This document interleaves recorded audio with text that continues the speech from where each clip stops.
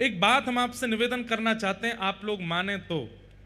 हमसे तो यह बात हो नहीं पाई, लेकिन अगर आपसे हो जाए तो करके देख लीजिएगा। अपने सेवा के ठाकुर जी को अति गुप्त कर लीजिए। ना उनका फोटो खींचना है, ना किसी को दर्शन कराने हैं।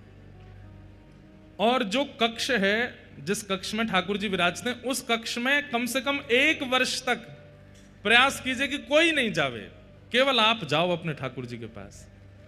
आप सेवा करो, आप ही भोग पधराओ, आप ही श्रृंगार करो, और जो भी सामग्री लेकर के आते हैं ठाकुर जी के लिए, खिलौने लेके आओ, ठाकुर जी के लिए सखी स्वरूप लाओ, बंगले लेकर के आओ, जो भी लाओ सब बाहर लेकर के आइए, छुपा के लाइए सबको, क्योंकि घर वालों को भी नहीं पता चले क्या आया है। और 1 वर्ष तक अपने ठाकुर जी की आप सेवा बिल्कुल गुप्त रूप से कीजिए, गोपनीय रूप से कीजिए। ना उनकी फोटो कहीं डालिए, ना किसी को दिखाइए। घर के सदस्यों से भी कह दीजिए ये बाहर चित्र लगा हुआ है, इसी में दर्शन कर लो, भीतर नहीं आना है। हो सकता है कलेश भी हो जाए कई घरों में, लेकिन कोई बात नहीं, ठाकुर जी अगर प्रकट हो जाए तो कलेश सह लेना। हम आपको आचार्यों की परंपरा की अनुकूलता से ये बात बता रहे हैं, किसी को मत आने दीजिएगा। 1 साल बाद आप अनुभव करेंगे। 1 साल तो बहुत लंबा होता है, कुछ ही दिनों में आप अनुभव करने लगेंगे कि ठाकुर जी को आप जिस अवस्था में छोड़ के गए, ठाकुर जी उस विपरीत अवस्था में आपको मिलेंगे। आपके संग सेवा, आपके संग लीला करेंगे। क्यों? उसके पीछे कारण है। नित्य ठाकुर जी आपसे मिलते हैं, आप ठाकुर जी से मिलते हो। उससे क्या होगा? ठाकुर जी को यह विश्वास हो गया कि भाई ये प्रचार में नहीं है, ये केवल मेरो है, ये बाहर जाके किसी को बताता भी नहीं है, बाहर से अंदर आके किसी से कुछ कहता भी नहीं है। तो बहुत कठिन है ये सेवा, लेकिन करके देख लो। हम तो अपने लाल जी, हमारे बेचारे लाल जी तो सबके है गए, अब तो ये संभव नहीं, पर कभी ना कभी तो अवसर मिलेगा, हम करेंगे। किसी को मत दिखाओ, आप सेवा करो, आप ही भोग लगाओ, आप ही सामग्री पधराओ। फूल लेके आइए, किलो किलो फूल लेके आओ, और छुपा के भीतर ले आए, और भीतर आके अपने आप बंगला बनाया, बंगले में ठाकुर जी को बैठाया, दर्शन आरती करी, उसके बाद सारे फूल उतार करके बाहर पधरा दिए। किसी को दर्शन मत करा। श्रीनाथ जी में 56 भोग लगता है। नाथ द्वार में आप 56 भोग की सेवा कर लीजिए, यजमान बन जाइए। आपको भी 56 भोग पवाते हुए ठाकुर जी का दर्शन नहीं होगा। आपको उस काल, उस घड़ी में भीतर ले जाया जाएगा जब 56 भोग उठ रहा होगा। ठाकुर जी ने कैसे पाया, किसी को देखने का अधिकार नहीं है। कितनी उत्सव, कितनी लीलाएं श्रीनाथ द्वारा में ऐसी होती हैं जो सबके सामने होती ही नहीं है, भीतर ही भीतर हो जाती हैं। ठाकुर जी को उससे ये अनुभव होता है कि ये केवल मेरे प्रचार के लिए नहीं है, ये अपने लिए मेरी सेवा कर रहा है।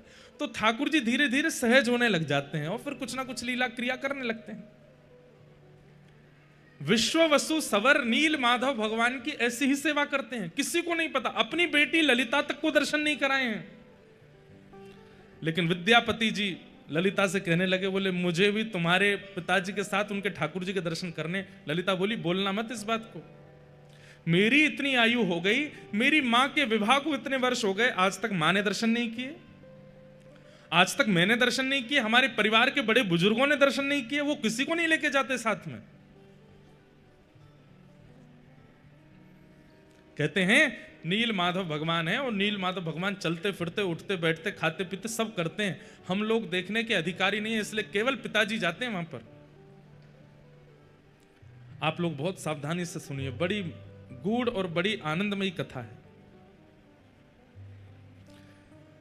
विद्यापति तो अब मन में ठान लिए कि मुझे कैसे भी दर्शन करने हैं।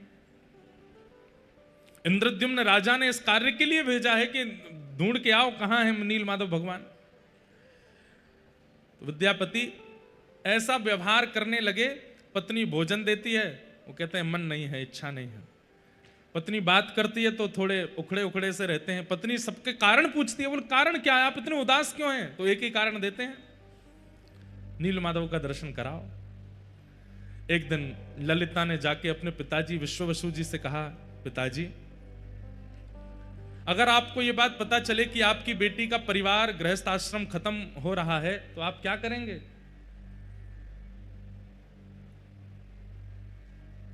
तो आप बोले कि पुत्री के गृहस्थ आश्रम को व्यवस्थित करने के लिए जो करना पड़े करेंगे। तो बोले मेरा गृहस्थ आश्रम अगर नील माधव भगवान के दर्शन करा करके संभलता हो तो आप क्या करोगे? मना कर दिया, बोले बिल्कुल नहीं, नील माधव भगवान के दर्शन नहीं होंगे, केवल नाम स्मरण कर लो, केवल चिंतन कर लो, दर्शन नहीं कराऊंगा मैं।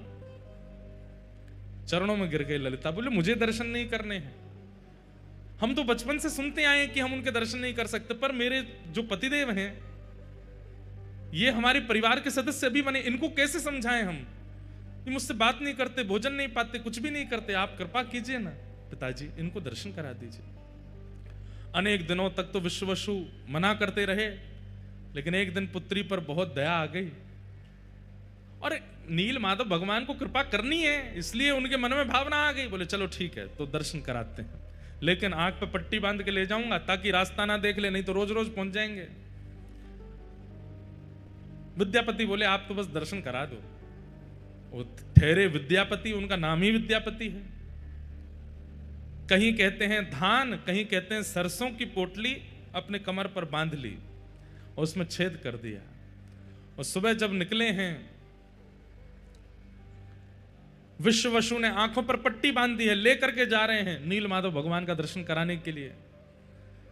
सरसों गिरती जा रही है, आप जैसे ही ऊपर पहुंचे, जाकर के पट्टी खोली, महाराज आहा, नील माधव भगवान का दिव्य स्वरूप।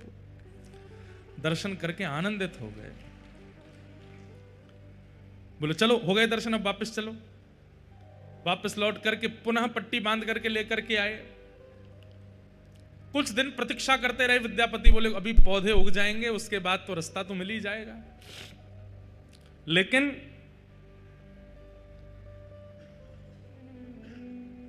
रास्ते के पीछे पीछे जाकर के जब नील माधव भगवान का दर्शन करने लगे, आप अति आनंदित हो गए। आपने तुरंत इंद्रद्युम्न राजा को खबर पहुंचवा दी कि महाराज नील माधव भगवान मिल गए। युगों से चली आ रही प्रतीक्षा इंद्रद्युम्न राजा की अब पूर्ण होने वाली है। आनंद के साथ नाचते गाते हुए इंद्रद्युम्न राजा आ रहे थे। तभी क्या हुआ, कहीं कहते हैं नील माधव भगवान अंतर्ध्यान हो गए, कहीं कहते हैं देवता उनको लेकर के चले गए, क्योंकि वो जो रास्ता बनाया था सरसों डाल करके, वो देवताओं को भी तो पता चल गया था। सोचिए, नील माधव भगवान की ऐसी सेवा विश्ववसु कर रहे थे कि देवताओं को भी नहीं पता कि वो कहां है। लेकिन वो सरसों का मार्ग देवताओं को भी मिल गया, तो कहते हैं देवता ले गए नील माधव भगवान को। इंद्रद्युम्न राजा आकर के कुंपित हो गए। सवर लोगों से युद्ध छिड़ने ही वाला था, तभी आकाशवाणी हो गई। बोले कि तुम चिंता मत करो, यही मेरा नील माधव स्वरूप प्रकट होएगा।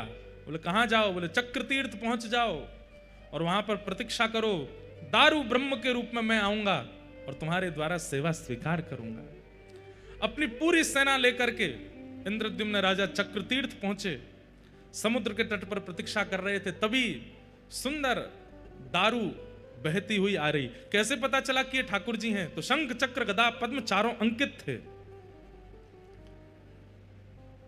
हजारों की सेना लगा दी, लेकिन वो दारू, वो लकड़ी, ठाकुर जी का स्वरूप जिसमें अभी आकृति नहीं बनी है, उठा ही नहीं पा रहे हैं।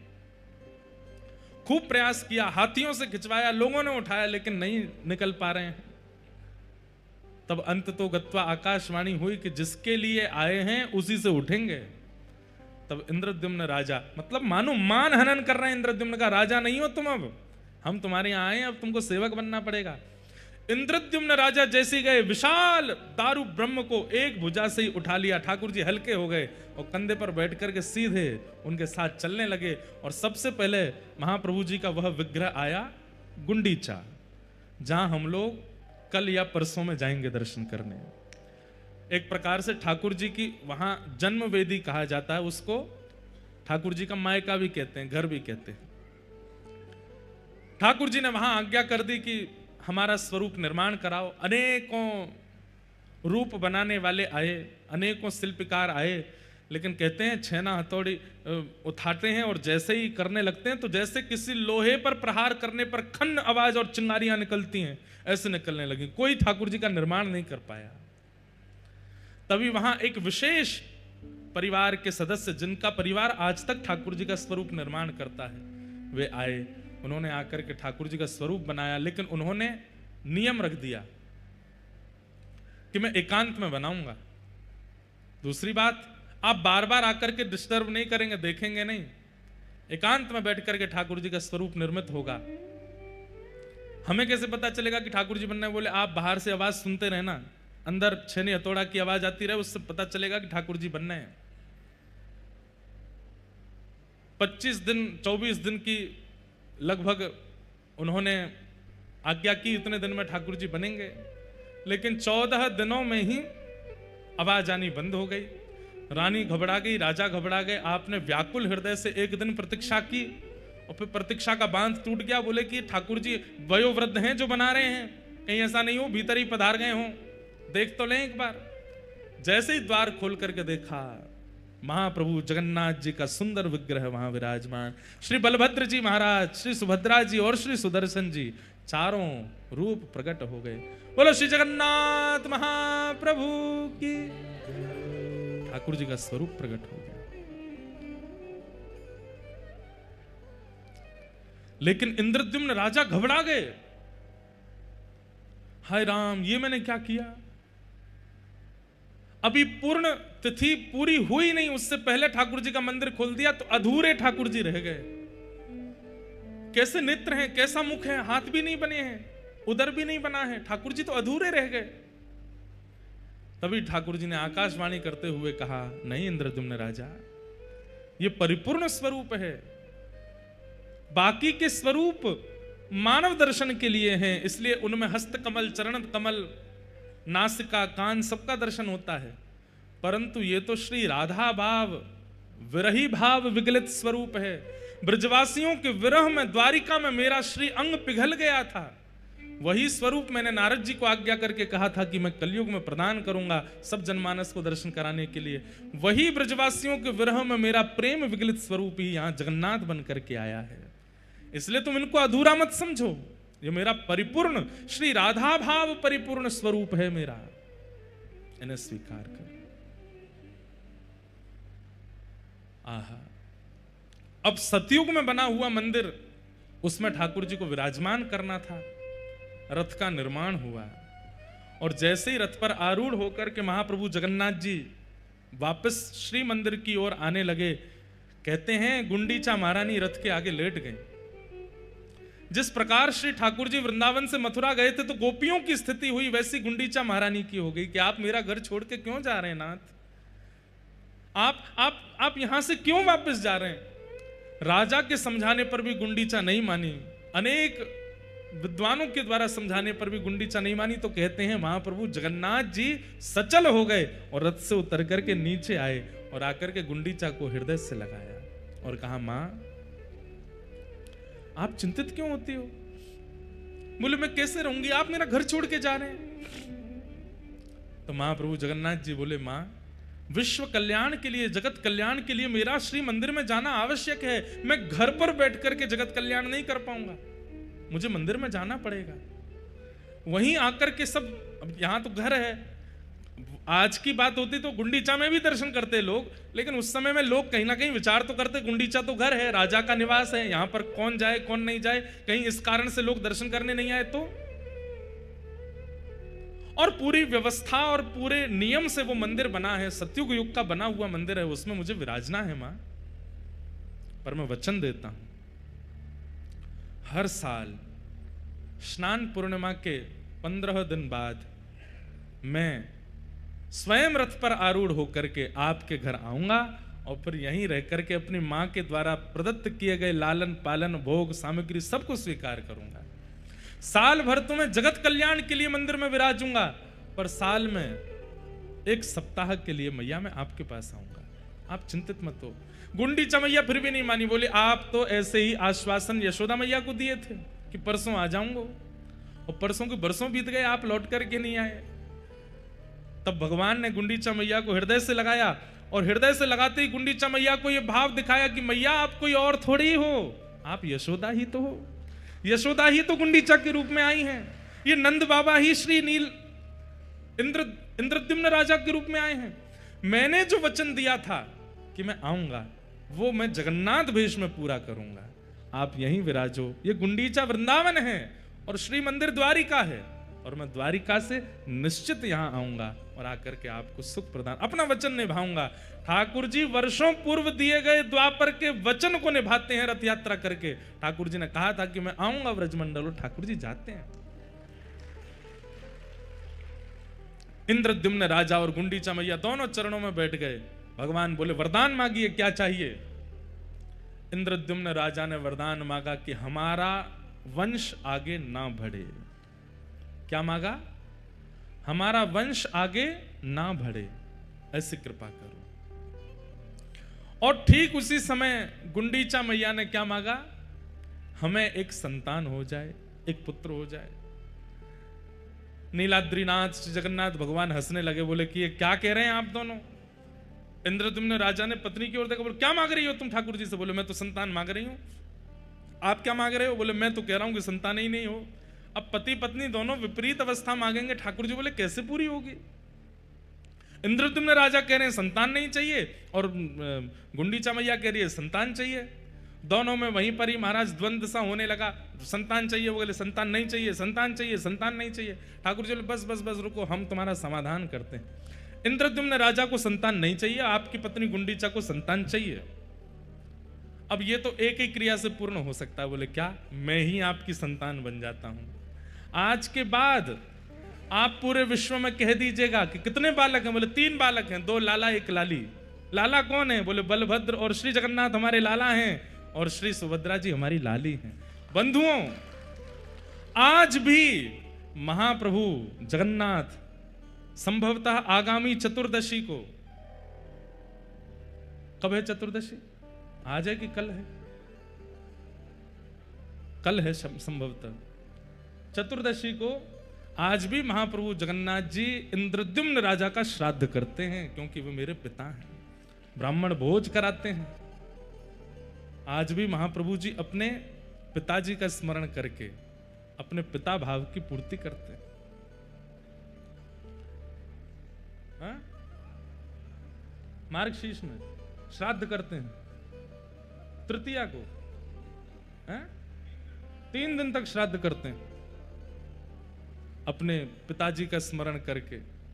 महाप्रभु जगन्नाथ जी आज भी इंद्रद्युम्न राजा का स्मरण करते हैं, ब्राह्मण भोज कराते हैं, दक्षिणा वितरण करते हैं, अपने पुत्र धर्म का निर्वहन करते हैं। परमात्मा होते हुए पुत्र धर्म का निर्वहन करते हैं, और हम जीवात्मा होते हुए भी पुत्र धर्म का निर्वहन नहीं करते।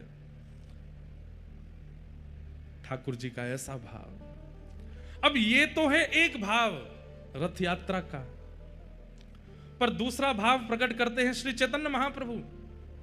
श्रीमन चैतन्य महाप्रभु जब जगन्नाथपुरी पधारे, आपने यहाँ के उस समय के राजा से कहा कि आप हमको एक सेवा प्रदान कर दो। बोले क्या? महाप्रभु जगन्नाथ जी गुंडीचा जाएंगे, उससे पहले गुंडीचा मार्जन होगा, गुंडीचा को स्वच्छ किया जाएगा। गुंडीचा को बढ़िया कलशों में जल भर भर के धोया जाता है, बुहारा जाता है, सुंदर झाड़ू लगाते हैं, पोंछते हैं, सुंदर बनाते हैं। ठाकुर जी आ रहे हैं। राजा ने कहा कि प्रभु आप तो हमारे पूजनीय हैं, हमारे वंदनीय हैं, ये सेवा तो सेवक लोग कर लेंगे ना, आपको करने की क्या आवश्यकता है? चैतन्य महाप्रभु बोले कि ये सामान्य झाड़ू पोंछा की सेवा नहीं है। जगन्नाथ महाप्रभु की रथ यात्रा, कोई गुंडीचा देवी के दर्शन के लिए जाते हैं, वहां मां को कृपा करने के लिए जाते हैं, ये भावना तो एक है, पर मूल भावना तो ये है ठाकुर जी द्वारिका से वृंदावन जा रहे हैं। राजा ने कहा ठाकुर जी तो द्वारिका से वृंदावन कभी नहीं गए, द्वारिका आने के बाद ठाकुर जी का वृंदावन गमन तो हुआ नहीं।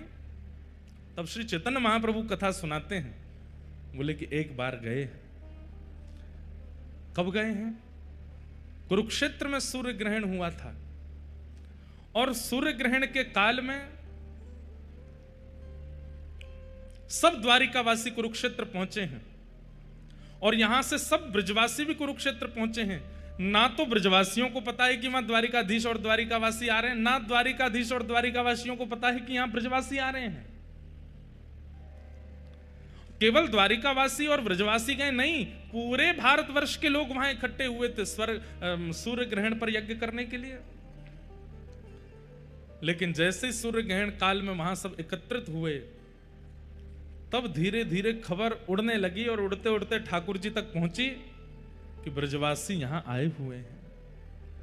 ब्रजवासियों का नाम सुनते ही, यहां आए हुए हैं सुनते ही, ठाकुर जी इतनी तत्परता से पूरी व्यवस्था में लगे थे। सूर्य ग्रहण में ऐसे यज्ञ होगा, ऐसे हवन होगा, ऐसे वेद पूजन होगा, पाठ होगा, लेकिन जैसे ही सुना कि ब्रजवासी आए ठाकुर जी, तो बल दाऊ दादा से बोल, दाऊ दादा आप ही संभालो, अब मैं संभाल नहीं पाऊंगा। चिंतित तो हो गए ठाकुर जी। इच्छा तो हो रही है मैं कैसे भी ब्रजवासियों के सन्मुख पहुंच जाऊं, लेकिन एक कदम बढ़ाते ही ठाकुर जी रुक जाते हैं। बोले किस मुंह से जाऊं? मैया पूछेगी लाला इतने दिनान बाद आयो है तो कहा जवाब दूंगो? नंद बाबा मुंह को गोद में उठावे को आएंगे तो मैं किस मुंह से उनकी गोद में जाऊंगा? मधुमंगल श्रीदामा तन सुखा मन सुखा धन सुखा ये सबरे सखा, ये मोते कहेंगे लाला तेने बढ़िया सखा बनो हमारो, इतने साल है कि मिलो नहीं, मैं कहां उत्तर दूंगो? तो ठाकुर जी हर एक घड़ी बाद सोचते हैं कि अब मैं जाऊं ब्रजवासियों से मिलके आऊं, लेकिन फिर रुक जाते, मैं कहां कहूंगा? सूर्य ग्रहण का समय आया, सुंदर स्वर्ण के सिंहासन पर ठाकुर जी को विराजमान किया गया।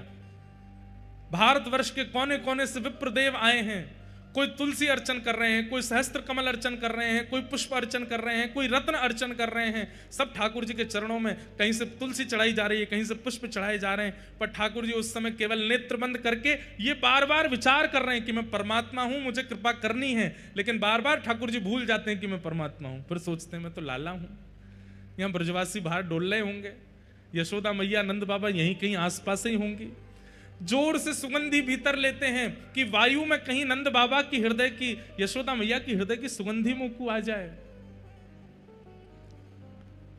यहां नंद बाबा को पतो चली कि द्वारिकाधीश आए हैं, हमारो लाला आयो। नंद बाबा ने धीमे से जाकर के ये खबर यशोदा मैया को सुनाई। बोले अरे मेहर एक बात बताऊं? बोले कहा, हमारो लाला कन्हैया वो कुरुक्षेत्र में है। ये सुनते ही यशोदा मैया तो उठ खड़ी हुई, नेत्रों से कम दिखाई देता है। कहा सुनी मैंने, लाला कुरुक्षेत्र आयो है? बोले हाँ मेहर, लाला कुरुक्षेत्र में। बाव विह्वल हो गई, हाथ पकड़ लिए नंद बाबा के। बोले मुझे एक बार दिखाए दो, मुझे एक बार मिलाए दो। अब यहां नंद बाबा संकोच कर रहे हैं। यशोदा 100 से भी अधिक वर्ष हो गए हैं लाला को गए भय, और मैं और मेरे तेरे हृदय को भाव तो है ही कि लाला से मिलना है, पर वास्तविकता तो अब सबसे छुपी नहीं है कि लाला मूल रूप में बेटा तो देवकी वसुदेव को है ना, और अब तो वो द्वारिका को राजा बन गयो है। सब वाकू राजा महाराजा कह करके पुकारे हैं। हमने तो सुनी है 16,108 ब्याह है गए, बड़े बड़े राजघराने की कन्यांते वाको ब्याह भयो है। हम भोरे भारे से ब्रजवासी जामेंगे, हमको देख करके कहीं लाला को संकोच है गए हो तो कैसे जाएंगे? यशोदा मैया बोली यही संकोच को चिंतन करते करते जीवन निकल जाएगा। अरे मेरी एक इच्छा पूरी कर दो बस, अब पता ना कब प्राण चले जाएं। एक बार लाला को, एक बार मेरे कन्हैया को मुंह को दिखाए दो। मैं देखना चाहूं लाला के नैन नक्श अब वैसे ही हैं, हाथ पांव वैसे ही हैं कि कछु परिवर्तन आ गयो है? एक बार तो दिखाए दो। और श्री नंद यशोदा अति वृद्ध हैं, दोनों धीमे धीमे हाथ पकड़ करके जा रहे हैं, पूछते जा रहे हैं भैया ये द्वारिकावासी इनको शिविर कहां है? ये कथा श्री चैतन्य महाप्रभु सुना रहे हैं यहां के राजा को, और बता रहे हैं कि मूल रूप से रथ यात्रा क्यों होती है। पूछते जा रहे हैं द्वारिकावासी कहां है। जैसे ही द्वारिका के शिविर में पहुंचे, और वहां तो असंख्य लोग नर नारी घूम रहे हैं, और सब कोई माला जाप कर रहे हैं, कोई मंत्र जाप कर रहे हैं, कोई आराधन कर रहे हैं, कोई देव पूजन कर रहे हैं, क्योंकि अब ग्रहण काल है। नंद बाबा जाके बोले भैया हमारो कन्हैया कौन से कमरा में है, हमारो कन्हैया कौन से शिविर में है, हमारो कन्हैया कहां बैठो है? द्वारिका के लोग बोले कौन कन्हैया? अरे हमारो गोपाल। बोले कौन गोपाल? अरे हमारो लाला। और कौन लाला? अरे तुम्हारो द्वारिकाधीश। तो ऐसे बोलिए ना, क्या आप कन्हैया बोल रहे हैं, गोपाल गोविंद क्या बोल रहे हैं? राजा धीराज महाराज गौ ब्राह्मण प्रतिपालक वसुदेव नंदन देवकी नंदन श्री कृष्ण चंद्र भगवान, ऐसे कहिए। अब हम तो भैया बोले को ना इतना लंबो चौड़ा, हम तो वृंदावन ते आए, हम तो कन्हैया गोपाल गोविंद ही बोले, कहाँ हैं? अच्छा, वो सामने सभागृह है ना, वहां पर असंख्य ब्राह्मण देव उनकी अर्चना कर रहे हैं। आप लोग जाइएगा, कोने में खड़े होकर दर्शन कर लीजिएगा, अभी ग्रहण काल है, आराधना चल रही है, वहां पर विक्षेप मत कीजिएगा। नंद यशोदा बोले हाँ ऐसा ही करेंगे। ऐसी सभा थी, असंख्य लोग बैठे थे और दूर आकर के नंद बाबा यशोदा मैया पीछे खड़े है गए। नंद बाबा ने प्रथम दृष्टि में जैसे ही ठाकुर जी को देखा, ठाकुर जी की अवस्था 100 वर्ष के आसपास हो गई है, लेकिन ठाकुर जी का यौवन आज भी बाल कृष्ण की तरह है, आज भी वैसे ही कमल नेत्र हैं, आज भी ठाकुर जी के गुलाबी गाल हैं, आज भी अभी तक मुख पे रेशे प्रकट नहीं हुए हैं, ये दाढ़ी मूछ आदि अभी ठाकुर जी के आई नहीं है। रोने लगे नंद बाबा। यशोदा मैया बोली कहां भयो? बोले अरे यशोदा तुमको तो दिखेगो नहीं, लाला सामने ही बैठो है, मुंह को दिख रहा है। यशोदा मैया तो व्याकुल लगी, मुंह को लेके चलो, मुंह को समीप लेके जाओ, मैं देखूंगी लाला को। ना अभी मना करिए ना, सबन ने पीछे खड़ी रही। यहां यशोदा मैया थोड़ी हट करने लगी, जिद करने लगी, पीछे के लोग थोड़े से अव्यवस्थित जैसे हो गए, सब कहने लगे थोड़ी शांति रखिए, ठाकुर जी की आराधना चल रही है। और वो शांति कराते कराते कराते थोड़ी आगे तक आवाज आई तो भगवान के नेत्र खुले कि ये ऐसी अव्यवस्था कहां हो रही है। और जैसे ही ठाकुर जी ने नेत्र खोल करके पीछे देखा, 80 बरस के थे नंद बाबा जब लाला भये, आज कितनी अवस्था है ठाकुर जी की। नंद बाबा 200 वर्ष के आसपास, बड़ी दाढ़ी, वयोवृद्ध स्वरूप है गए नंद बाबा को। जैसे ही ठाकुर जी ने नंद बाबा देखे और नंद बाबा के बगल में खड़ी भाई यशोदा मैया हट कर रही है, मुंह को लाला से मिलनो है, ये दृश्य जैसे ही ठाकुर जी ने देखा, आराधना तो सब भूल गए। वहां पर जितने ब्राह्मण खड़े, हाथ में रत्न की आराधना, कोई तुलसी की आराधना, कोई कमल की आराधना, वेद मंत्र बोल रहे हैं, साक्षात वेद प्रकट होकर के ठाकुर जी की आराधना कर रहे हैं। ठाकुर जी तो सब भूल भाल गए, तुरंत कूदे हैं अपने सिंहासन से और दौड़ करके गए और जाकर के मैया मैया मैया कहते हुए ठाकुर जी गए और जाकर के श्री यशोदा मैया की गोद में अंक से लगाया नहीं है। जैसे एक छोटा बालक दौड़ करके बहुत दिन बाद परदेश से आए हुए पिता की गोद में उछल करके लपक जाता है, गोद में चढ़ जाता है, ऐसे ही ठाकुर जी यशोदा मैया की गोद में चढ़ गए ऊपर। अपने दोनों पैरन से मैया की कमर पकड़ ली, हाथन से मैया को अंग पकड़ लियो और रुदन करने लगे, मैया की गोद में चढ़ गए।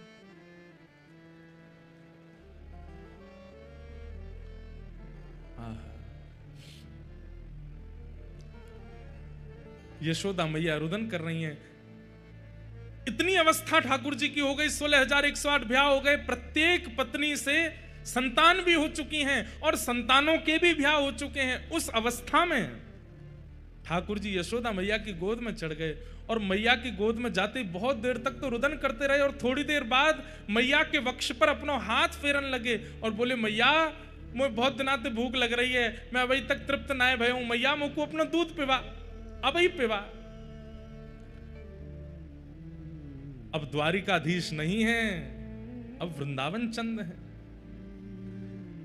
छोटे से लाला को जैसे गोद में मैया लेती है, ऐसे ही ठाकुर जी को लेकर के बीच आंगन में बैठ गई। चारों तरफ द्वारिकावासी देख रहे हैं, नंद बाबा खड़े हैं बगल में और श्री यशोदा मैया लाला को अपने पयोधर का पान करा रही हैं। 200 वर्ष की वयोवृद्धा यशोदा मैया ने जैसे ही अपना पयोधर ठाकुर जी के मुख में दिया, अपने आप दुग्ध प्रकट होने लगा और ठाकुर जी दूध पान कर रहे हैं। रुक्मणी जी घुटनों पर बैठे बैठे रुदन कर रही हैं। सत्यभामा, जामवती, जितनी सब भगवान की पटरानियां हैं, इस दृश्य को देखकर के कोई आश्चर्यचकित हो रही है, ये क्या देख रहे हैं हम। सबके कान में खबर पड़ी कि यशोदा मैया है। जैसे ही पता चला यशोदा मैया, सब द्वारिकाधीश, द्वारिका के लोग अपने अपने स्थान पर ही दंडवत प्रणाम करने लगे। यशोदा मैया की जय हो। यही है यशोदा मैया। दूर से दाऊ दादा को पता चली कि मैया आई हैं, दौड़ करके आए और बोले मैया मैं तो बचपन से ही कहता आया हूं, तुम या कन्हैया को ही ज्यादा प्रेम करो, आज भी वाकू अपना पयोधर पे वाई दी। और मैं, मैया ने तुरंत अपनी दूसरी गोद कही, लाला तू भी आ जा। और श्री दाऊ दादा भी लेट गए हैं गोद में और दाऊ दादा दूसरा पयोधर पान कर रहे हैं। दोनों मैया के पयोधर का पान कर रहे हैं। रेवती महारानी बलराम जी की पत्नी देखकर के वे भी रुदन कर रही हैं, सब भावुक हो गए हैं। यशोदा मैया के नेत्रों से प्रेमाश्रु झर रहे हैं। लाला के एक एक अंग को टटोल रही हैं। लाला का सिर कैसे है, केश कैसे हैं, कान कैसे, मस्तिष्क कैसे, नासिका कैसी, आंख कैसी, सब कुछ आज तक वैसा ही है जैसे वृंदावन में थे ठाकुर जी, कोई परिवर्तन नहीं हुआ।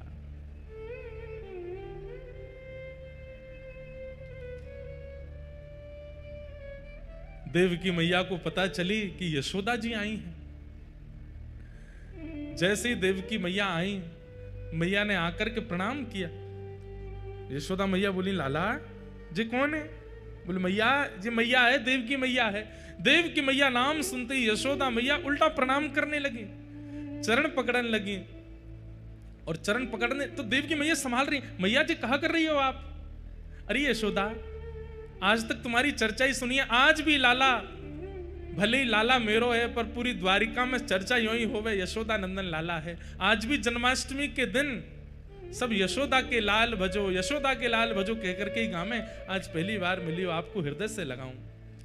यशोदा मैया बोली, मैं आपके हृदय से लगवे योग्य नहीं हूं, आपके चरणन की अधिकारिणी हूं। क्यों? ऐसा क्यों कह रही हो? बोली, या यशोदा के प्राण तो कब के निकल गए होते, या यशोदा के प्राण पखेरु तो कब के वैकुंठ पहुंच गए होते। अगर देवकी ने कन्हैया को जन्म देकर के वृंदावन नहीं पहुंचे होते तो यशोदा को अस्तित्व नहीं होता। आपने कृपा करके लाला को जन्म दियो, और जही लाला वृंदावन आयो, हमारो जीवन बन के, हमारो सार बन के, हमारो सर्वस्व बन करके आयो, हमें सर्वस्व प्रदान करवे के काजे में आपके चरणन को प्रणाम करूं। और हंसी में यशोदा मैया कहने लगी, मैया तो आप ही हो, मैं तो लाला की धाई मां हूं। जैसे मैया की अनुपस्थिति में बालक की सेवा करे, मैं तो वो हूं। ये सुनकर के देवकी मैया रुदन करने लगी।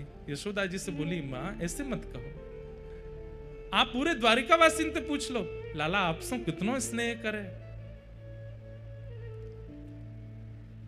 नंद बाबा की गोद में चढ़ गए ठाकुर जी। ठाकुर जी मानो जैसे बिल्कुल बाल अवस्था में आ गए हों, अब बिल्कुल द्वारिकाधीश जैसी लीला नहीं करने। द्वारिका के लोगों ने कभी ठाकुर जी को ऐसे देखा ही नहीं, कभी यशोदा की गोद में, कभी नंद बाबा की गोद में, और यहां दाऊ दादा जिनसे सब डरते हैं। जगन्नाथपुरी में भी श्री दाऊ दादा से ही डरते हैं सब, महाप्रभु जी से कोई नहीं डरता। वो दाऊ दादा भी आज इतने बालवत अपनी क्रिया कर रहे हैं।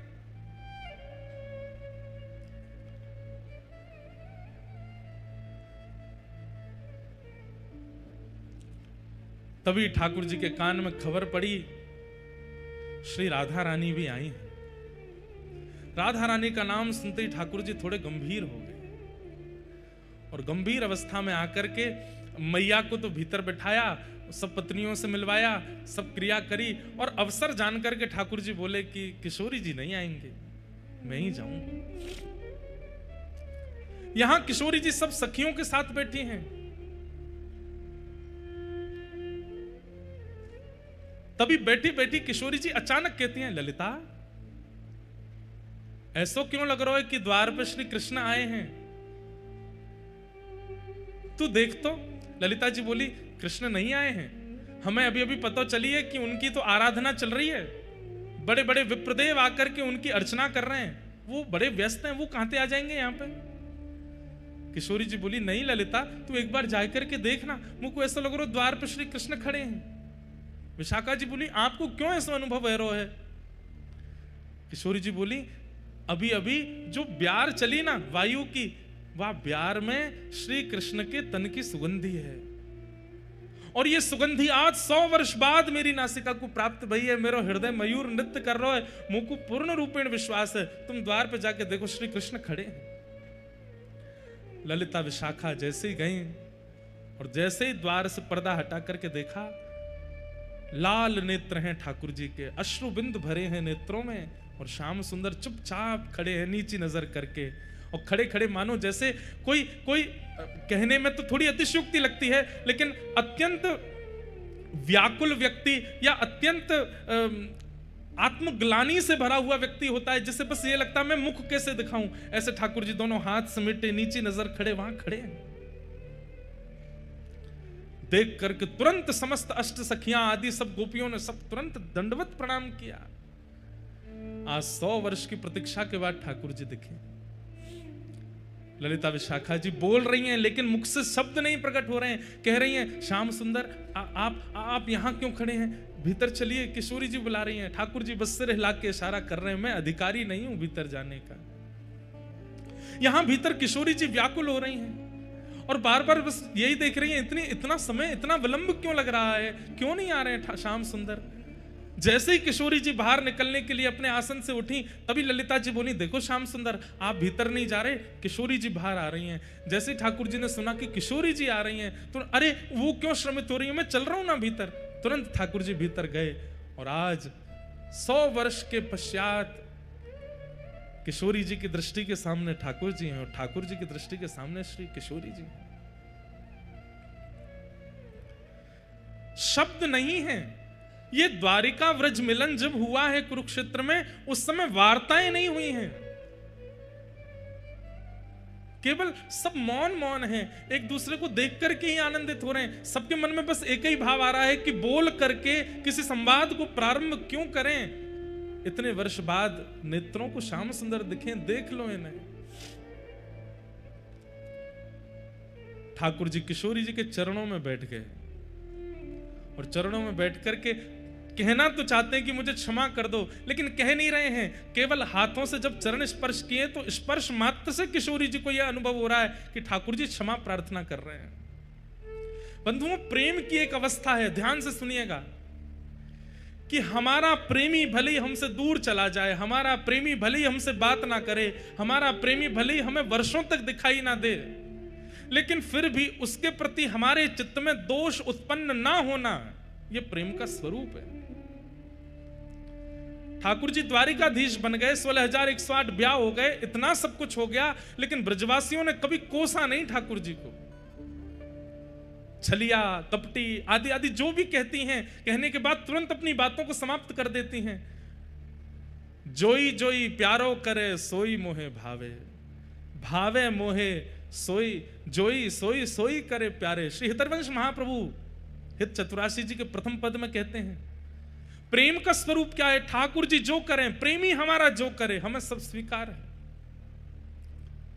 ब्रजवासियों ने कभी शिकायत नहीं की ठाकुर जी से। आज 100 वर्ष थोड़े होते हैं, यहां कोई 10 दिन हमसे बात ना करे तो हम लोग उसके प्रति व्यंग कसने लगते हैं। 100 वर्ष बाद ठाकुर जी मिले हैं, फिर भी किशोरी जी, सब गोपियां, सखियां, नंद बाबा, यशोदा, किसी ने शिकायत नहीं की ठाकुर जी से। यह प्रेम का स्वरूप है। ठाकुर जी जिस प्रकार किशोरी जी के चरण कमलों का स्पर्श कर रहे हैं, किशोरी जी समझ गई हैं कि ये मुझसे क्षमा प्रार्थी हो रहे हैं। तुरंत किशोरी जी नीचे बैठ गई, हाथ पकड़ लिए, बोले आप क्या कर रहे हैं, ये इस प्रकार आप चरण क्यों छू रहे हैं?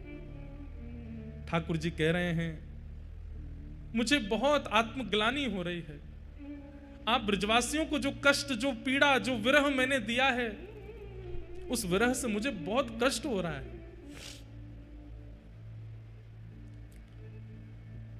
किशोरी जी ने हस्त कमल पकड़े, बोले नहीं, आपने हमें कोई विरह नहीं दिया। आप ही तो कहते हैं कि विरह में प्रकट किए गए अश्रुबिंद वो चित्त का मार्जन करते हैं, चित्त की शुद्धि होती है।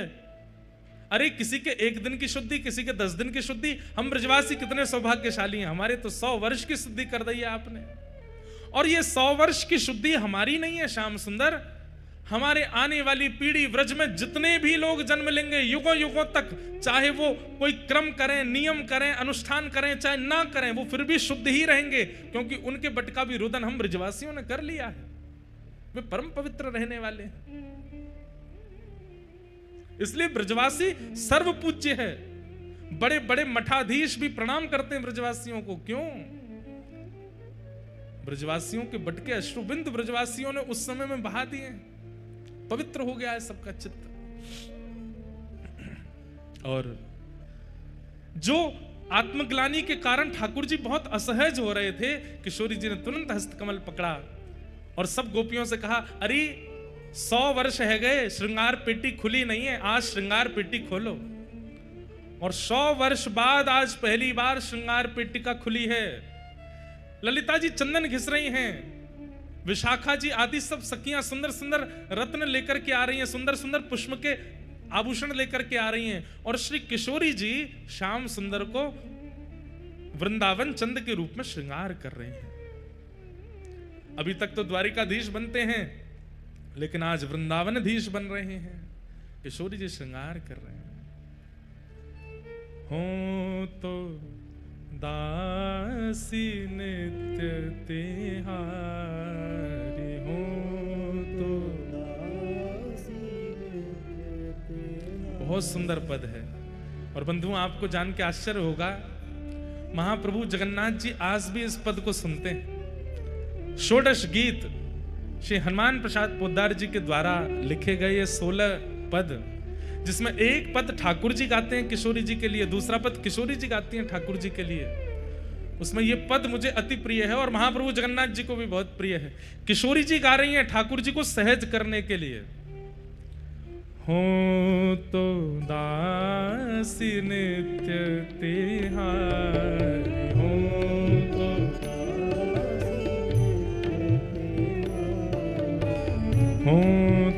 दासी नित्य तिहारी, हो तो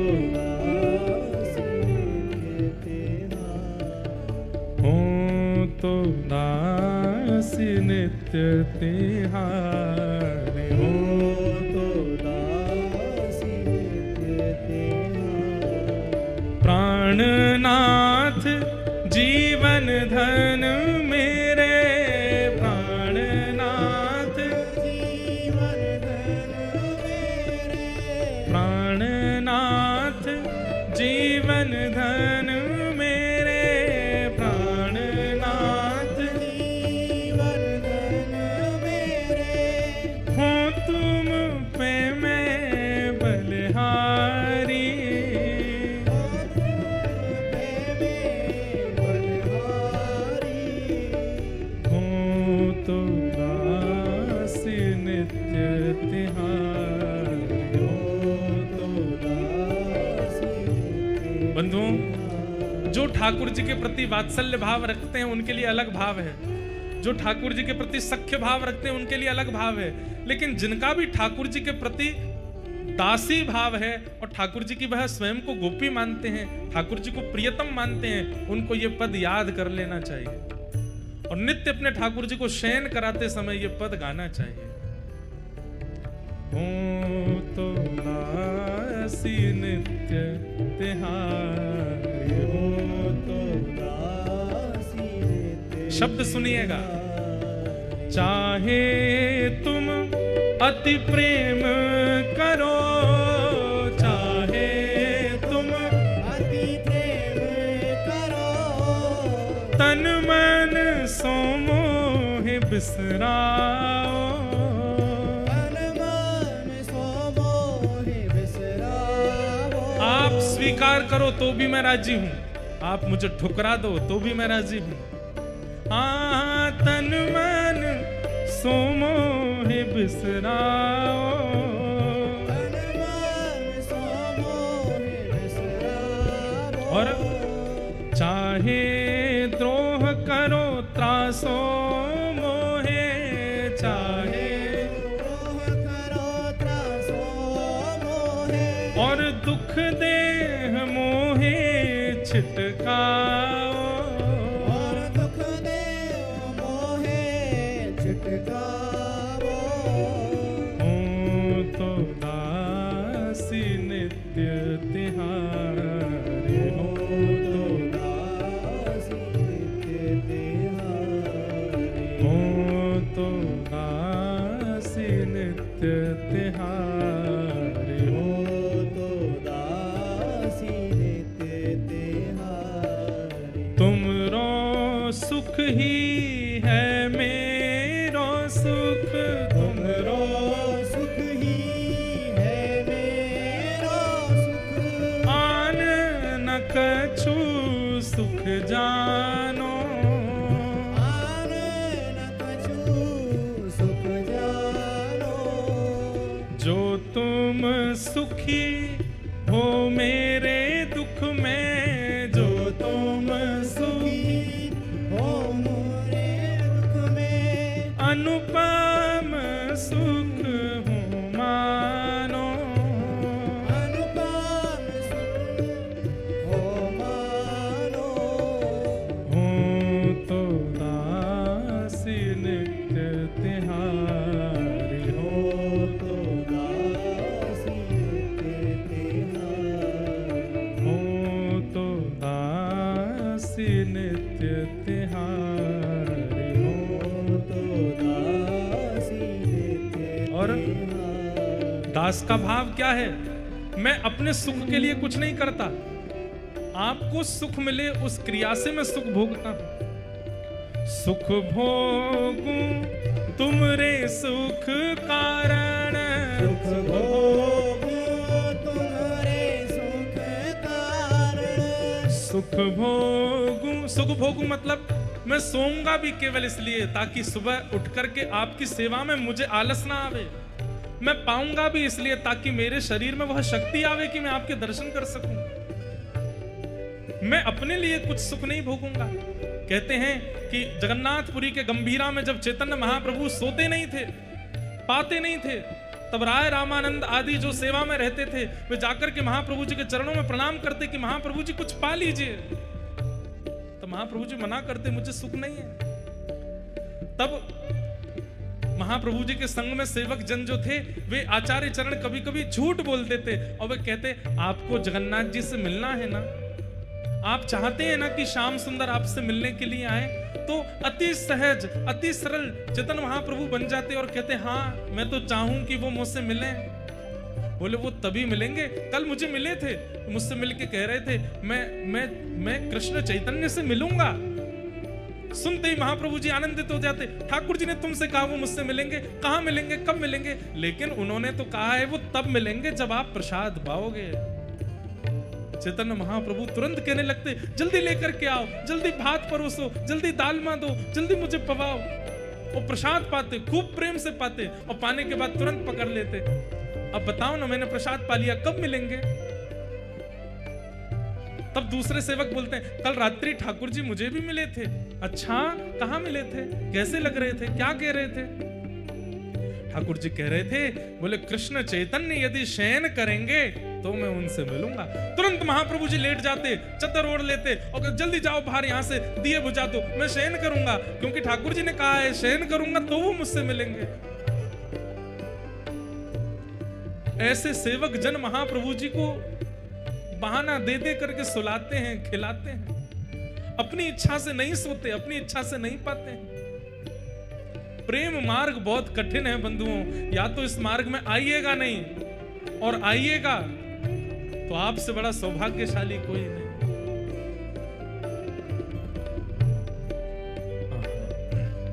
सुख भोगूं तुमरे सुख कारण, सुख भोगूं तुम्हारे सुख कारण।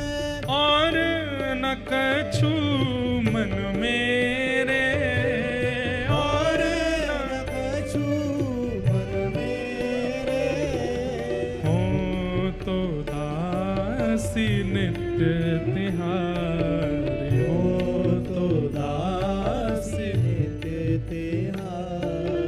हो तो दासी नित्य तिहारी, हो तो दासी नित्य तिहारी। और तुम्हें सुखी नित देखन चाहो, तुम्हें सुखी नित देखन चाहो। तुम्हें सुखी नित देखन चाहो, तुम्हें सुखी नित देखन चाहो। निस दिन सांझ सवेरे, निस दिन साँझ सवेरे। तुम्हें सुखी देखन हित, हाँ तुम्हें सुखी देखन हित। निज तन मन को सुख देने, निज तन मन को सुख देने।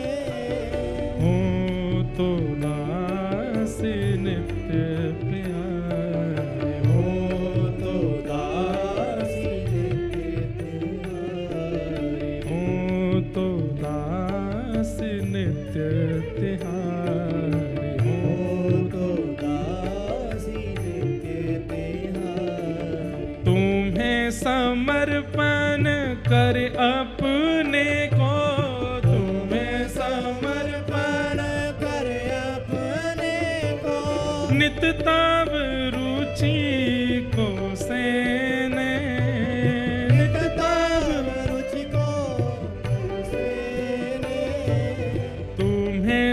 समर्पण कर अपने को, तुम्हें समर्पण कर अपने को, नित तब रुचि को सेन, ताव रुचि को तव सेन। हूँ तो दासी नित्य तिहारी, हो तो दासी नित्य तिहारी, हो तो दासी नित्य तिहारी, हो तो दासी नित्य किशोरी जी तिहारी। इतना दासत्व प्रकट कर देती हैं, स्वयं को दासी भाव में इतना ले आती हैं, ठाकुर जी से अब सहन नहीं होता। तब इस पद की अंतिम पंक्ति ठाकुर जी गाते हैं, किशोरी जी को अपने हृदय से लगाते हैं और हृदय से लगाते हुए गा रहे हैं, तुम मोहे प्राणेश्वरी हृदयेश्वरी, तुम मोहे प्राणेश्वरी हृदयेश्वरी, तुम मोहे प्राणेश्वरी हृदयेश्वरी, तुम मोहे प्राणेश्वरी हृदयेश्वरी, कांता कहीं सुच पावो, कांता कहीं सच पावो। यहाँ पे ठाकुर जी क्या कह रहे हैं, आप मेरी प्राणेश्वरी हो, आप मेरी हृदयेश्वरी हो, ये सब बातें मत कहो। अरे मैं तो ऐसा हूं। बोले कैसा? कोई अगर आपको मेरी कांता कहता है और मुझे आपका कांत कहता है तो मुझे तो मीठी मीठी शर्म आती है और बहुत अच्छा लगता है। ठाकुर जी कह रहे हैं जब मैं आपका कांत हूं ये कोई कह देता है और मैं सुन लेता हूं, मुझे बहुत सुख मिलता है। आप मेरी कांता हो ये मैं सुन लेता हूं तो ये सुनकर के मुझे बहुत सुख मिलता है। इसलिए हमने कहा कि ठाकुर जी के सामने जाके कहे करो बोल वृषभानु के जमाई की। ठाकुर जी बड़े खुश है जाएं, ठाकुर जी इतने आनंद में आ जाएं। बोले किसी रूप में मैं आपका कांत हूं और आप मेरी कांता हो। किसी ने ये बात आकर के कही, ये मुझे बहुत सुख मिलता है। हे राधा कांत, हे प्रिया कांत, हे वृंदावनेश्वरी कांत, जब ये कहकर के हम ठाकुर जी को संबोधित करते हैं ठाकुर जी फूल जाते हैं, आनंद में आ जाते हैं। कभी अगर ठाकुर जी को बहुत प्रसन्न करना हो तो सुक्ति दे रहे हैं, किशोरी जी के अनंत नामों का उच्चारण करो और हर नाम के आगे ठाकुर जी से कहो कांत। आप कांत हो, आप राधा के कांत हो, आप सर्वेश्वरी के कांत हो, आप ब्रजेश्वरी के कांत हो, आप रम्या के कांत हो। राधा सहस्त्र नाम का उच्चारण जगन्नाथ जी के सामने कीजिए, पर एक बीच में संबोधन कर लीजिए, हर नाम के आगे कांत कह दीजिए, आप कांत हैं। महाप्रभु जगन्नाथ जी इतने प्रसन्न हो जाएंगे, इतने प्रसन्न हो जाते हैं ठाकुर जी। जब कोई अष्ट सखाओं का एक पद भी है, अभी ढूंढ करके सुनाऊंगा। उस पद में अष्ट सखा कह रहे हैं कि ठाकुर जी किशोरी जी से कहते हैं कि अरे जब सखा आपस में चर्चा करें और चर्चा करते भाई यूं कह दें ना कि भैया इन दोनों की तो जोड़ी है, लाला तो हमारो लाली को कांत है। अरे श्यामाजू मैं कहा बताऊं, मेरे मन रूपी मयूर ऐसे नृत्य करें, मेरे तन की रोएं ऐसे खड़े हो जाएं, मैं तो लत्ता सहित जमुना जी में कूद जाऊं, आनंद में नृत्य करने लगूं, झूम झूम करके गाऊं, आनंदित है जाऊं। क्यों मोकू आपको कांत कह दियो कोई ने? इतना प्रिय है ठाकुर जी को। सब स्तुतियां गाओ, सब अर्चनाएं करो, पर किशोरी जी के नाम के आगे कांत शब्द प्रयोग करके ठाकुर जी को सुनाओ, और ये कहते हुए कि इनके आप कांत हो, इनके आप पति हो। और राधा कृपा कटाक्ष कहने का अवसर नहीं हो, ठाकुर जी के सामने जाके सीधे कह दो बोलो बरसाने के जमाई की, वृषभानु के जमाई की, कीर्ति मैया के लाला की। लाला तो नहीं है, दामाद हैं, जामाता की जय हो। ठाकुर जी खुश हो जाते हैं। एक और है, बोले कहा श्री दामा के जीजा जी की जय हो। ठाकुर जी खुश हो जाते हैं। किसी रूप में मुझे कांत तो बताया। तुम मोहे प्राणेश्वरी हृदयेश्वरी, तुम मोहे प्राणेश्वरी हृदयेश्वरी, कांता कहीं सुच पावो, कांता कहीं सच पावो। ठाकुर जी के सामने जाकर के किशोरी जी के नाम गाओ और हर नाम के आगे कांत कहो, और श्री बरसाना में किशोरी जी के सामने जाके गोपाल सहस्त्र नाम गाओ और गोपाल जी के नाम के आगे कांता कहो। इनकी कांता हे किशोरी जी हमारो प्रणाम स्वीकार करो। किशोरी जी को भी सुख मिलता है। हो तो दासी नित्य तिहारी, हो तो दासी नित्य तिहारी, हो तो दासी नित्य तिहारी, हो तो दासी नित्य तिहारी। याते हो स्वीकार करो सब, याते हो स्वीकार करो सब, यद्यपि मन में सकुचाओ, यद्यपि मन में सकुचाओ। वैसे तो मेरे मन में बहुत संकोच हो गए किशोरी जी, पर कोई आपको कांत कहकर के मुंह को बुलावे तो मैं वाकु स्वीकार करूं, मुझको बहुत आनंद आ रहा है। हाँ हो तो दासी नित्य तिहारी, हो तो दासी नित्य तिहारी, हो तो दासी नित्य तिहारी, हो तो दासी नित्य तिहारी, हो तो दासी नित्य तिहारी। हो तो दासी नित्य तिहारी। अपने संपूर्ण कथा समय काल में हमने आज ये तीसरी बार पद गाया होगा, इससे पहले 2 बार और गाया है। और हमारी एक बात है कि हमको जो बहुत प्रिय लगता है वो सबसे कम बोलते हैं, सबसे कम गाते हैं कथा में। जो बहुत प्रिय होता है वो सबसे कम उसका प्रयोग करते हैं कथा में। किशोरी जी और ठाकुर जी का कुरुक्षेत्र में रास बिहार हुआ। ठाकुर जी ने 100 वर्ष बाद रास किया। पूरे ब्रजवासियों के पास खबर फैल गई कि द्वारिकाधीश कन्हैया हमारो आए गयो है। सब ब्रजवासी इकट्ठे है गए और सबने आए करके लाला पकड़ लिए। वो लाला तू परसों की कह के गए, बरसों बीत गए, लौट के नहीं आए हो वृंदावन। दाऊ दादान को कछु सखान ने घेर लिया और ठाकुर जी को सब ब्रजवासी और द्वारिकावासी सब एक हो गए। और द्वारिकावासी भी ठाकुर जी के चरणों में प्रणाम करके निवेदन करने लगे, हे ठाकुर जी, इन ब्रजवासियों का इतना प्रेम, इतना स्नेह है, वचन निभा दीजिए ना। द्वारिका से तो वृंदावन फिर भी दूर है, कुरुक्षेत्र के तो पास ही है। ठाकुर जी ने आज्ञा दी, ठीक है हम ब्रज चलेंगे। और तब सब ब्रजवासियों ने आनंद में भर के महाराज सुंदर सुंदर रथों का निर्माण किया। उसमें सुंदर चक्के लगाए गए, ऊपर से कपड़ा लगाए गए, कोई लोहा का प्रयोग नहीं, केवल लकड़ी से ठाकुर जी का रथ तैयार किया। और एक रथ में श्री ठाकुर जी विराजमान भये, एक रथ में श्री बलभद्र जी विराजमान भये, एक रथ में सुभद्रा जी और सब द्वारिका के लोग विराजमान भये। जैसे हमारे सब पंडा पुजारी लोग रथ में कितने चढ़ जाते हैं, कोई गिनती नहीं उनकी। कई बार तो गिनती करने पर आता है 500-500 पंडा पुजारी चढ़े हैं एक ही रथ के ऊपर। कभी कभी आप देखेंगे नीचे जो रथ के चक्का है ना, इन चक्काओं के बीच में भी जगह होती है, वहां बैठे होते हैं भीतर। ऐसे ही सब ब्रजवासी जन और सब द्वारिका के लोग एक ही रथ में सब लोग चढ़ गए। और महाराज प्रेमी जन, ब्रजवासी जन खींच खींच करके रथ को श्री कुरुक्षेत्र से व्रजधाम लेकर के जा रहे हैं, वृंदावन लेकर के आ रहे हैं। और श्री ठाकुर जी 100 वर्ष बाद वृंदावन पधारे। यहां किशोरी जी सब सखियों के साथ जब वृंदावन थोड़ी दूरी पर रह गया है, तब किशोरी जी ने आज्ञा ली है, बोले कि अब हम पहले पहुंच जाएं। बोले क्यों, आप आएंगे तो आपकी स्वागत की सब व्यवस्था होगी। तो सब ब्रजवासी जनों ने द्वारिका के लोगों से कहा कि अब थोड़ी दूर ब्रज रह गया है, आप ही रथ खींच के लाओ, हम ब्रज में जा रहे हैं, सब व्यवस्था करें। ठाकुर जी ने सबसे कही, बोले कि देखो मेरो जैसो वृंदावन में छोड़ के गयो वैसो ही करियो, कछु अतिशयोक्ति मत करियो ना। बोले लाला वैसो ये वृंदावन ने साफ सफाई तो करेंगे, लाला आ रहा है इतने दिनों बाद। सब ब्रजवासियों ने जाकर के अपने घर सजाए, अपने घरों पर फूल मालाएं सजाई, सुंदर सुंदर दिए जलाए, अपने घर के बाहर सुंदर गोबर के लेप किए।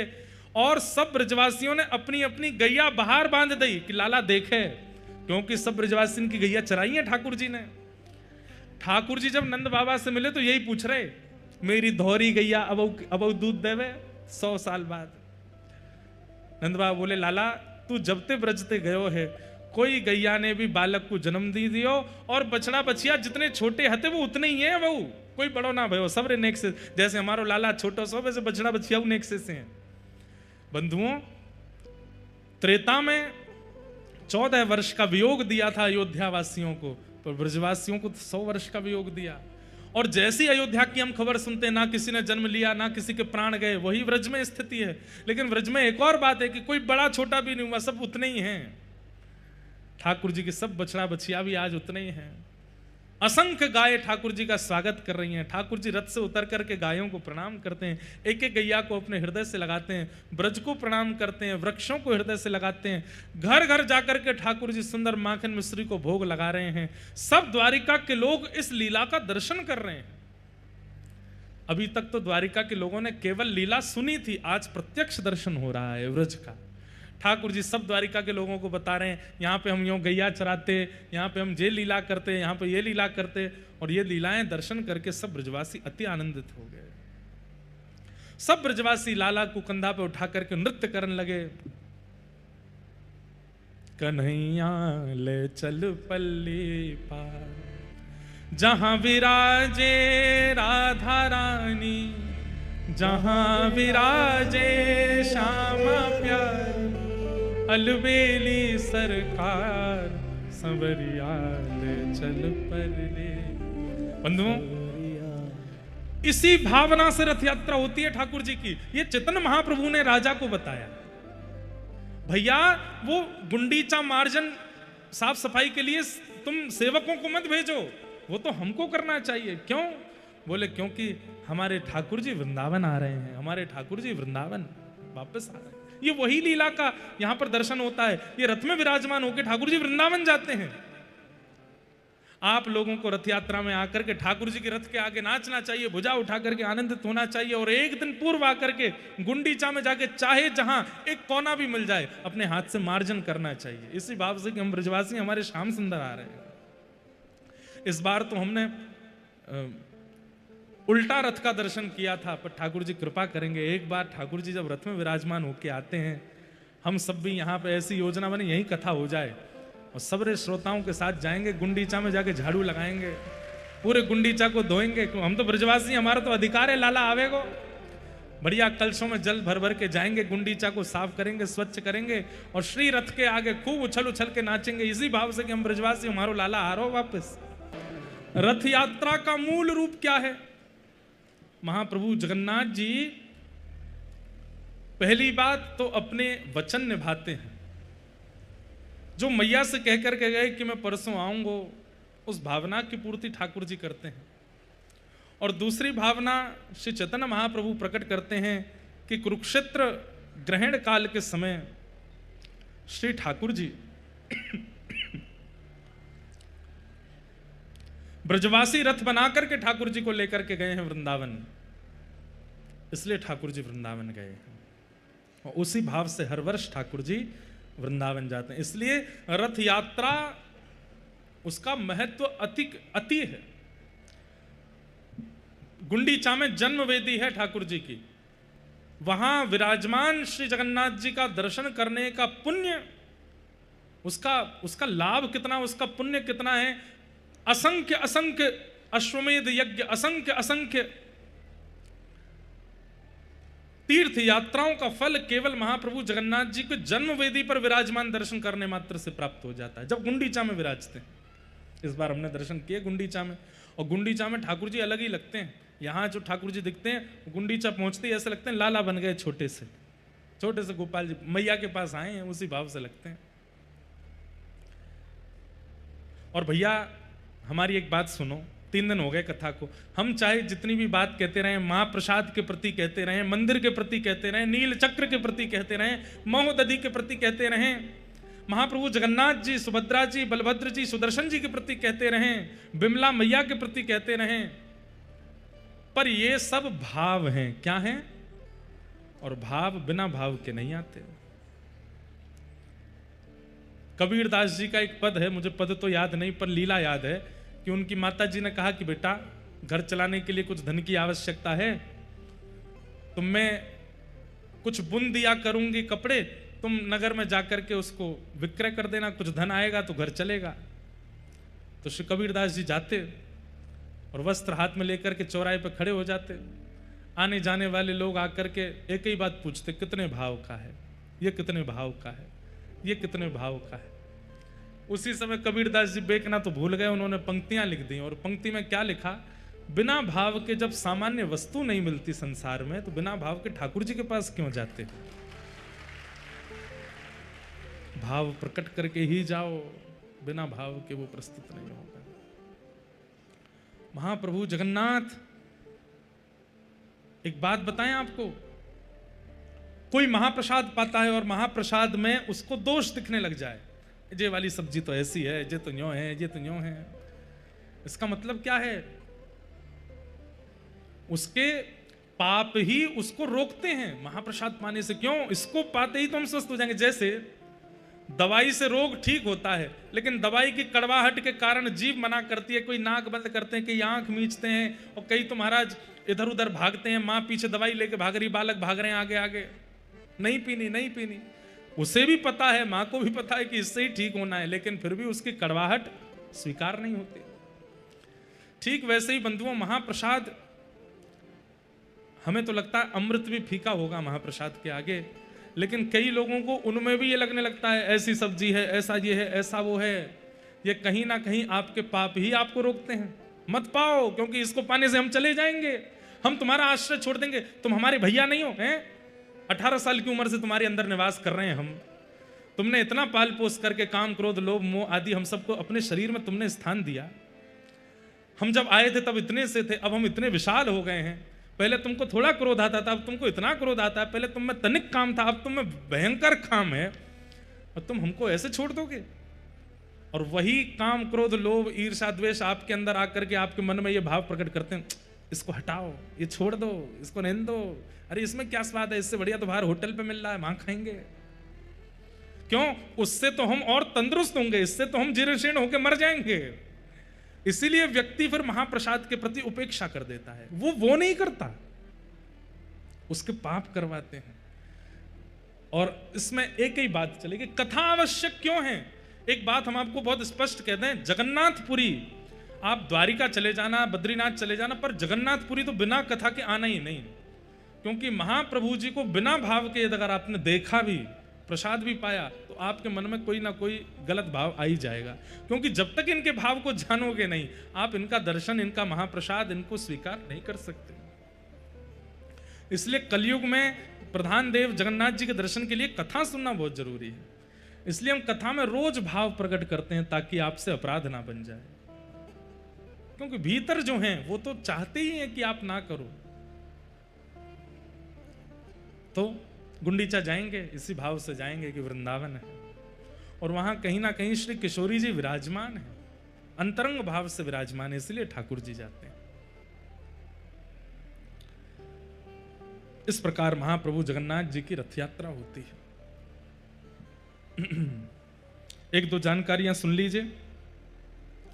पहली बात, आज 4 बजे सब लोग मंदिर में उपस्थित हो जाएंगे, अपने अपने साधन और अपनी अपनी व्यवस्थाओं से भीतर आकर के श्री लक्ष्मी मैया के मंदिर के सामने जो प्रांगण है वहां पर विराज जाएंगे। 4 साढ़े 4 के बीच में व्यासपीठ की ओर से और समस्त कथा श्रोताओं की ओर से महाप्रभु जगन्नाथ जी की आज ध्वज पूजन और ध्वजारोहण होगा। आज ठाकुर जी का ध्वज विराजेगा, सब लोग वहां समय से पहुंच जाना। उसके बाद महाप्रभु जी का दर्शन करके सब, एक बात और सुन लीजिए, मंदिर में प्रणाम मत किया कीजिए, चाहे कितने भी बड़े आचार्य आ जाएं, मंदिर में केवल ठाकुर जी हैं। मंदिर के बाहर आचार्य हैं, मंदिर के बाहर महाराज जी, मंदिर के बाहर गुरु जी हैं, मंदिर में प्रणाम मत किया कीजिए। मंदिर में हाथ जोड़िए, दूर से प्रणाम कर लीजिए, कहीं भी मंदिर में प्रणाम नहीं करना है। दूसरा, फिर सब लोग रात्रि 8 बजे श्री जीयर स्वामी मठ, गिरी स्वामी मठ बालासाही क्षेत्र में, यहीं आगे है, स्वर्ग द्वार से मार्ग जाता है, बाकी आप लोग सब पहुंच ही जाएंगे। जीयर स्वामी मठ में सब लोग उपस्थित हो जाना। वहाँ शाम को बढ़िया मंगल, आज आप लोग संख्या तो इतनी ज़्यादा है, तो जितने जो पंक्ति में बैठ जाएं वो तो पाना, और जिनको पंक्ति में बैठने को नहीं मिली, पता चली दूर खड़े हैं अपनी प्रतीक्षा कर रहे हैं हम कब बैठेंगे, उठाइएगा सामग्री, सबको परोसिएगा। इतनी संख्या में सब वैष्णव आएंगे, सबको परोसवा करके पवाना, प्रयास करना कि आप अंत में ही पाओ।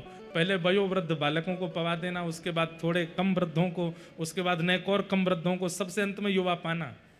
बैठ करके फिर हम सब लोग प्रेम से वहाँ प्रसाद पाएंगे। पूज्य गुरुदेव भगवान पिताजी महाराज इसीलिए रुके आज। कल आप कह रहे थे, बोले आज ही करा लेते प्रसाद तो हम भी उपस्थित हो जाते। हमने कहा पिताजी प्रसाद की योजना अभी बनी, इतनी जल्दी इतनी व्यवस्था नहीं हो पाती। तो फिर आज आपका मन हुआ कि हमारे गुरु स्थान में प्रसाद का सुंदर महाप्रसाद होगा, तो कल चले जाएंगे, लेकिन आज रुक जाते हैं। आपकी परसों से संभवतः दिल्ली में कथा प्रारंभ है नवरात्रि में, लेकिन आप एक दिन भी घर जाना था तो वो भी रुक गए कि नहीं, सबको प्रसाद पवा के फिर जाएंगे। तो शाम को भाई लोग प्रयास करना कि धोती पहन करके आना, और माताएं बहनें सब अपने वेशभूषा में बढ़िया वस्त्र पहन करके आना। जैसे आप जगन्नाथ जी को मिलने जाते हो वैसे ही महाप्रसाद पाने जाया करो, उसी भाव से जाया करो। सब लोग आइएगा। ये आज की है। और फिर कल की एक और सूचना है कि कल सुबह 5 बजे प्रभात फेरी होगी। कल सुबह 5 बजे सब लोग एकत्रित हो जाइएगा। स्टैचू ऑफ विवेकानंद, श्री विवेकानंद जी का सुंदर प्रतिमा है, वहां से विवेकानंद, स्टैचू ऑफ विवेकानंद, सी बीच थाना, वहां सब लोग उपस्थित हो जाइएगा।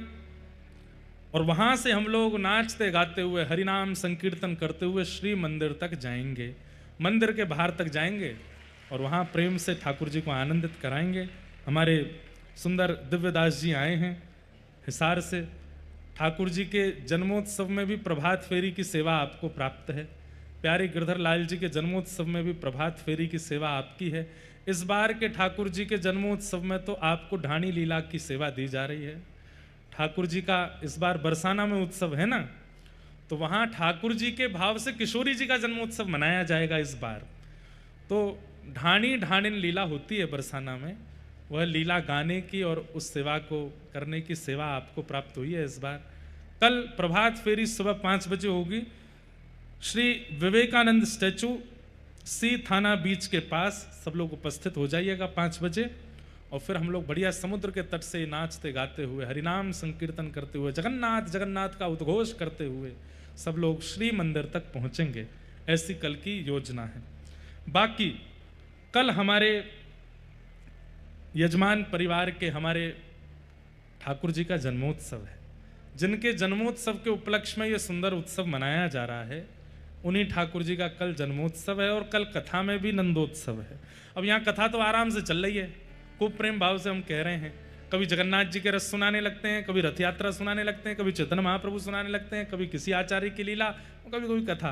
तो यहाँ तो श्री जगन्नाथ रसामृत और भागवत, श्रीमद् भागवत कथा मिश्रित चल रही है।